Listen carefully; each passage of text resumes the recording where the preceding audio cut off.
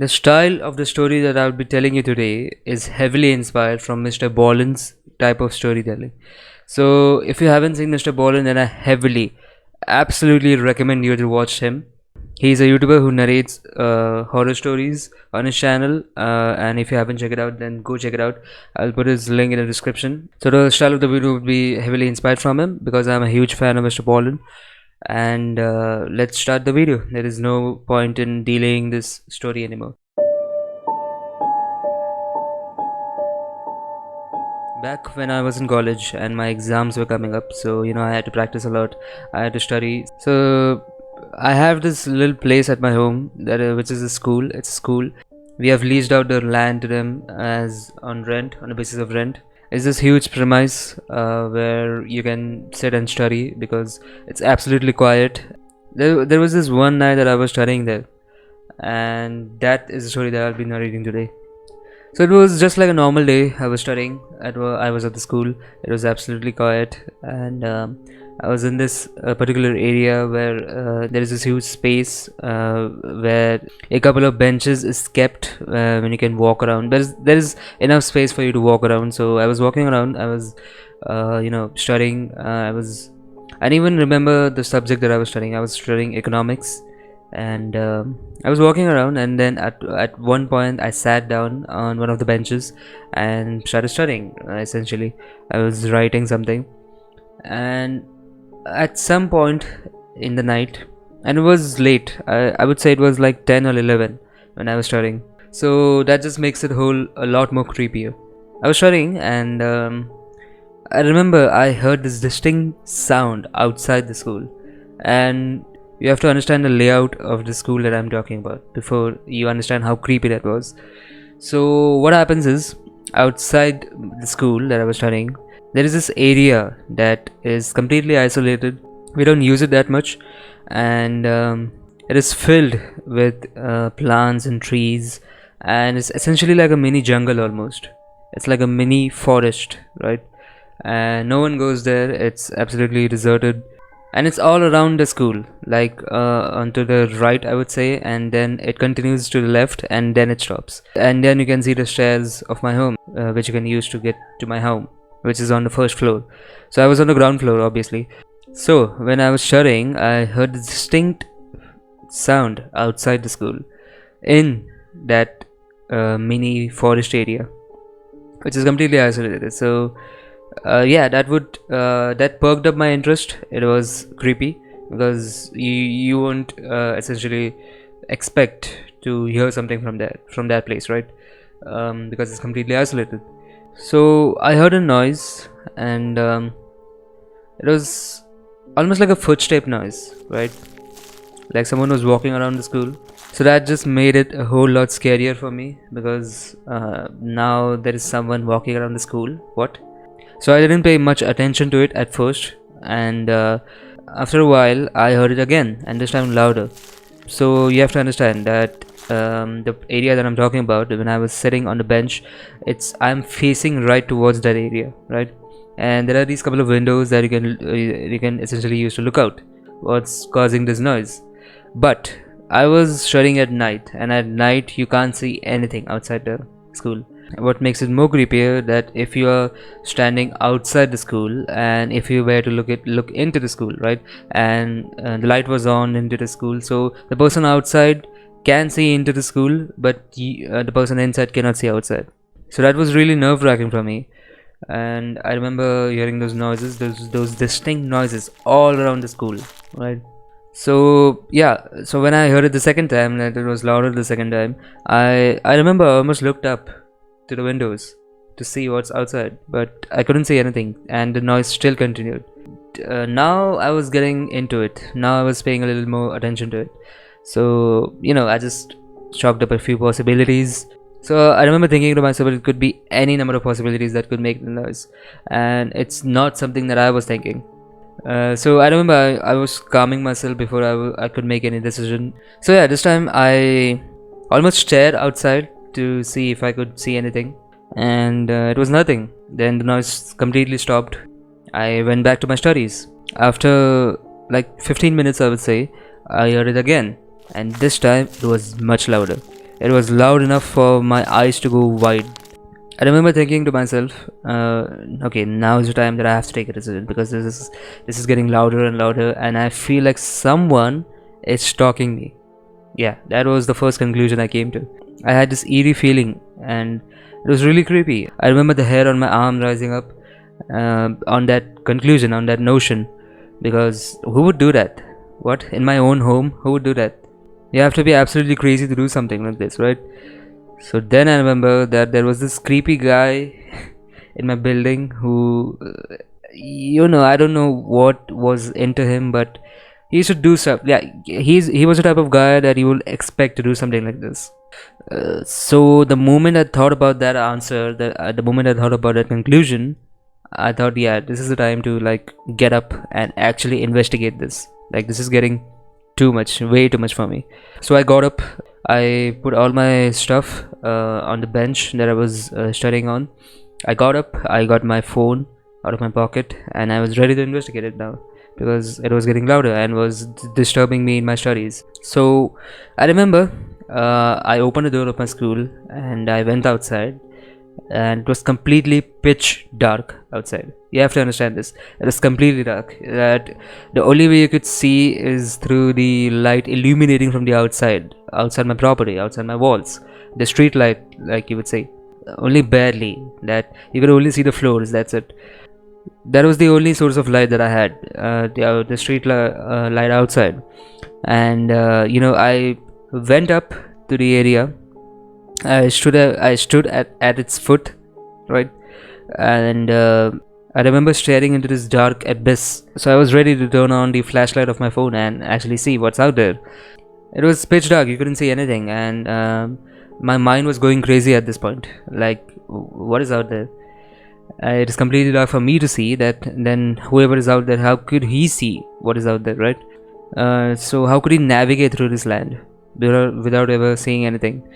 So thinking about that, I pulled out my phone. I thought of turning on the flashlight, but that was the biggest mistake I could make, because the moment I turned on my flashlight, I heard a horde of footsteps approaching me. Now at this point I was thinking that there is only one person outside, or there is, even if there was a person outside. Like, this was just my conclusion. This was my mind going crazy. I thought, yeah, maybe at worst it could be one person outside who's doing some crazy shit. I don't know why, and maybe I would apprehend them for it.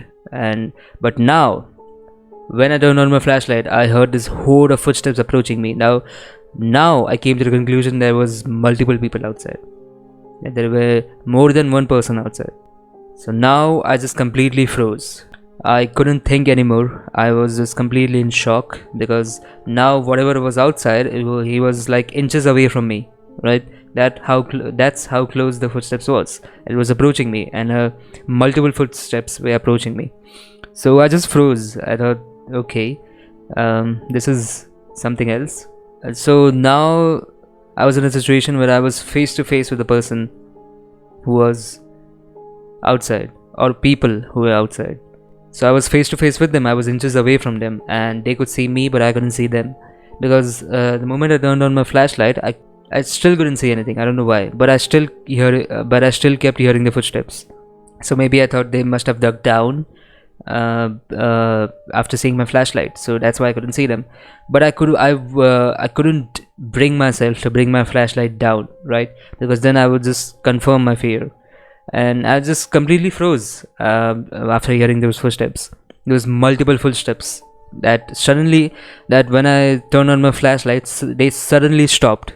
But it was enough time for me to make out that there were multiple footsteps now. My body just went into that flight or fight mode. Now, if you guys don't know what that is, flight or fight mode is a type of situation where fight, meaning you have to face whatever is the thing you are facing, right? You have to stand your ground, and face the thing that you're in conflict with. But flight is when you just completely book it. Okay, you don't care about anything. You just run for your dear life. You run like your life depends on it. And guess what I chose? I chose the latter. Now I was completely frozen. Like, I couldn't even dare look up. Like, I was like this. I was looking at the foot. So when the flashlight went off, I couldn't say anything at that initial moment. So I was looking for a brief second, and then I looked down, and I couldn't look up, and that's when I just ran. I ran for my life. I remember I got my phone down.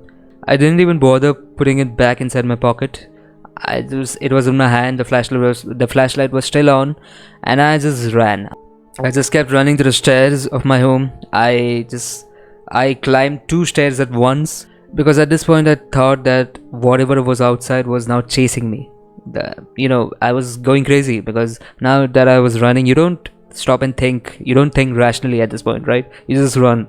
And I thought that someone was chasing me because I was in that fear and I couldn't even think straight. I made it to my home. I blasted open through the front door, and I remember my parents going, "What the hell is he doing?" Their eyes widened up, right? They were completely in shock. They stopped talking on whatever topic they were talking about before me, and when I blasted through that door, they just kept looking at me for like a minute or so because I was not talking. I was not saying anything because this was embarrassing, right? So I remember now thinking that maybe I should arm myself before I go down, right? Because now I remember, now that I was a little bit calmer, a little bit in the safety of my home, I remember thinking, oh no, my whole stuff is down and the school is unlocked. It's not even locked. So whoever was out there, or the people who were out there, could easily break into the school and steal anything that they want. Maybe that's why they were in my home at the first place, because they wanted to steal. So now I remember thinking that okay, now I have to arm myself, now I have to get a weapon before I go down. So that was the first plan that I had, but then I completely abandoned that plan. Maybe I'm being ridiculous, right? Because okay, now that I was a bit calmer, I thought, okay, no, this has never happened to me before. This has never happened to us before in our home. No one has just broken and tried to steal something from us. That has never happened. And the notion, the idea that there was a couple of people, let alone one person, there was a huge group of people who were now trying to rob us. That was something that was a far-fetched idea. It wasn't realistic enough for me. And now I kept thinking, I was thinking a little bit rationally now. I was thinking straight, and I thought, okay, maybe I should just go down and talk to whoever else. If there is someone out there, maybe I should just go and talk, or maybe and try to scare them off. So now I was a bit more confident. Now I was ready to go back down and confront whoever was out there. And my parents just kept looking at me, and they were like, "What are you doing?" They just finally broke, and they asked me, "What are you doing?" And I just made something up. I was ready to confront. Now at this point, you should know that my parents didn't know what I was doing. I was the only one who was doing this daring expedition. And if there were people out there, then I was in grave danger. I climbed down the stairs. I took my sweet time because and I made as much loud noise as possible because to let them know that I was coming, right? So maybe that would scare them off. And I remember trying to make multiple noises at once. I climbed down the stairs. I went up to the main door of the school. It was still in the condition that I had left it. It was shut, but it wasn't locked. So maybe, and the light was still on inside. Maybe I thought, okay, maybe they didn't go inside. Maybe they were still out there. And this time I didn't hear any footsteps or any sound whatsoever. So that, I don't know, for some reason that made me feel secure. Maybe they are gone now. Maybe they are not here anymore. Maybe I've scared them off. That's what I thought. That's what was going through my head. I went up to the place. I shined my flashlight onto that isolated area that I told you about, that mini forest. I shined my flashlight, and this time I shined it down, like downwards, not upwards. I shined it downwards, and that's what I knew what I was dealing with this whole time. It was 5 cats, so 5 grown adult cats at one place that looked up to me as soon as I shined my flashlight. And I remember seeing them, and those beady eyes, those huge cat eyes, just looked up to me. But I still don't know how 5 grown kittens didn't even make any animal noise, and they managed to make 5 footsteps noise that were mimicking a human noise, like you would expect for 5 kittens to at least meow, right? They would make some type of noise that would indicate that there are animals outside, but they didn't. They were fighting. There is this compound wall that we have around our property. So one of the cats was on that wall and he was jumping on his cat buddies, and that was creating that noise. And then he was going back up on that wall and he was jumping back on to the leaves again. And that crunching of the leaves, the sound of crunching leaves, made me think that there were people outside.